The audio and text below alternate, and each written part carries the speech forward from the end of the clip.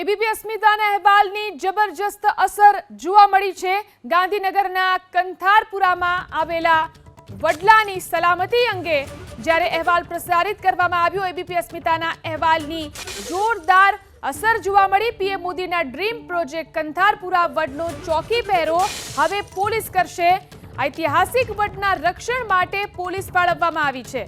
પ્રધાનમંત્રી મોદીના dream project ગાંધીનગરના કંથારપુરા વડના રક્ષણ માટે પોલીસની ફાળવણી કરવામાં આવી છે। આ વિશે વધુ જાણકારી મેળવી અમારા સંવાદદાતા હિરેન રાજગુરુ ફોન લાઈનથી જોડાયા છે।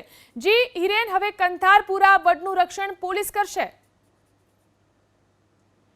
રીતે અહેવાલ પ્રસારિત કરવામાં આવ્યા હતા એબીપી અસ્મિતામાં કે પ્રધાનમંત્રી નરેન્દ્ર મોદીનો જે ડ્રીમ પ્રોજેક્ટ છે કંથારપુરા વડ, તેની જાળવણી નથી રાખવામાં આવતી પ્રશાસન દ્વારા અને તેના કારણે કેટલોક ભાગ તેનો તૂટી પડ્યો છે। આ અહેવાલ બાદ અધિકારીઓ દોડી આવ્યા હતા ત્યાં સુધી કે કેબિનેટ મંત્રી મુળુભાઈ બેરાએ પણ ત્યાં દોડી અને મુલાકાત લીધી હતી, પરંતુ આજે રવિવાર છે, રવિવારના દિવસે વધારે શ્રદ્ધાળુઓ પ્રવાસીઓ ત્યાં આવતા હોય છે દર્શન કરવા માટે, અને આવા સંજોગોની અંદર વધારે ક્ષતિગ્રસ્ત આ વડ ના થાય અથવા તો જો કેટલોક ભાગ હજુ પણ સુકાયેલો છે એ પડી અને કોઈને ઈજાગ્રસ્ત ના કરે એ માટે થઈ અને ત્યાં કોઈ ના જઈ શકે એટલે પોલીસ ફાળવવામાં આવી છે।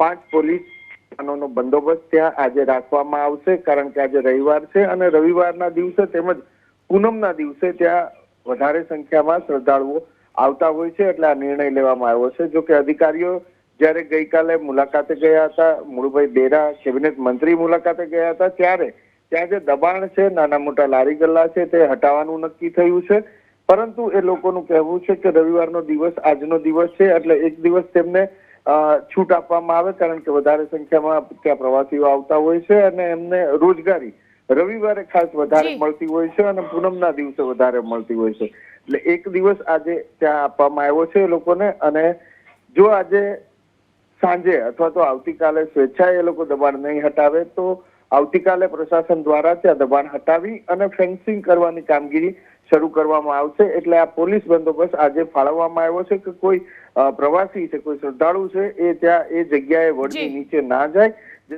જી આભાર હિરેન, તમામ જાણકારી આપવા માટે।